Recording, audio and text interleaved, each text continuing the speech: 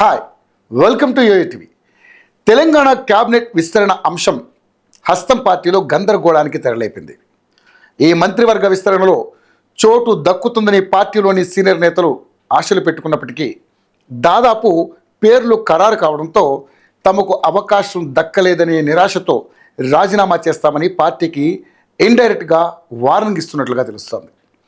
Ibrahimpatnam MLA Malreddy Rangareddy cabinet విస్తరణ అంశం తెరపైకి రాగానే ప్రయత్నాలు మొదలుపెట్టారు. కానీ పార్టీలో ఏర్పడిన కొన్ని రాజకీయ పరిణామాల వల్ల ముందుగా వినిపించిన పేర్లు కూడా ఇప్పుడు వినిపించడం లేదు. ఇటీవల ఎమ్మెల్యే కోట ఎమ్మెల్సీ ఎన్నికల సమయం నుండి కొత్త మంత్రివర్గంలోని వీరికి గ్రీన్ సిగ్నల్ అంటూ అద్దంకి దయాకర్, విజయశాంతుల పేరు అనూహ్యంగా వినపడ్డాయి. ఇదిలా ఉండగా క్యాబినెట్ విస్తరణ పూర్తిగా ఢిల్లీ అధిష్టానం డైరెక్షన్లోనే జరుగుతోందని తెలుస్తోంది.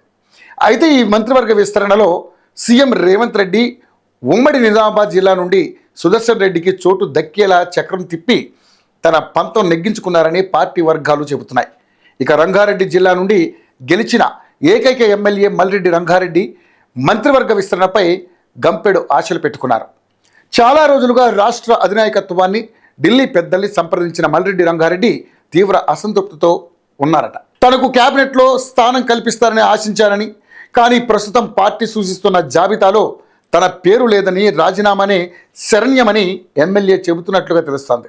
రంగారెడ్డి జిల్లాలో సమస్యల పరిష్కారం కోసం తనకు క్యాబినెట్లో స్థానం కల్పించాలని ఎమ్మెల్యే డిమాండ్ చేస్తున్నారు. తాను అగ్రవర్ణాలకు చెందిన నేత కావడం వల్లనే పక్కకు పెడుతున్నారా అంటూ పార్టీ అధిష్టానాన్ని ఆయన సూటిగా ప్రశ్నిస్తున్నారు. అయితే తనకు క్యాబినెట్లో మంత్రిగా అవకాశం కల్పించకుంటే తాను రాజీనామా చేసి ఇబ్రహీంపట్నంలో బీసీ నాయకుడిని ఎమ్మెల్యేగా గెలిపించడానికైనా సిద్ధమేనని అంటున్నారు.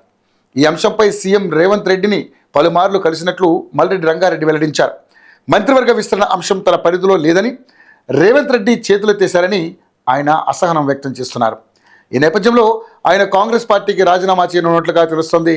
ఇదిలా ఉండగా అలకబూనిన ఎమ్మెల్యే మల్రెడ్డికి పార్టీలో చీఫ్ విప్ హోదా కల్పిస్తామని రాష్ట్ర అధిష్టానం బుజ్జగింపులు మొదలుపెట్టిందని తెలుస్తోంది. అయితే తనకు పార్టీలో సముచిత స్థానం కల్పించాలనుకుంటే తనకు మంత్రివర్గంలో స్థానం కల్పించాలని సీరియస్గా పట్టుబడుతున్నారట ఇబ్రహీంపట్నం ఎమ్మెల్యే మల్రెడ్డి రంగారెడ్డి. అయితే పార్టీలో చాలామంది ఆశావాహులు ఈ మంత్రివర్గ విస్తరణలో చోటు కోసం విశ్వ ప్రయత్నాలు మొదలుపెట్టారు.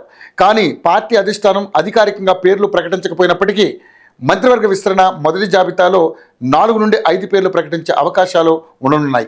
బీసీ సామాజిక వర్గానికి చెందిన వాకిట శ్రీహరి, రెడ్డికోట కింద కోమటిరెడ్డి రాజగోపాల్ రెడ్డి, సుదర్శన్ రెడ్డి, ఎస్సీ సామాజిక వర్గానికి చెందిన గడ్డం వివేక్, మైనార్టీ వర్గానికి చెందిన అమీర్ అలీఖాన్కు చోటు దక్కనుందని పార్టీ వర్గాల్లో బలంగా వినపడుతున్నాయి.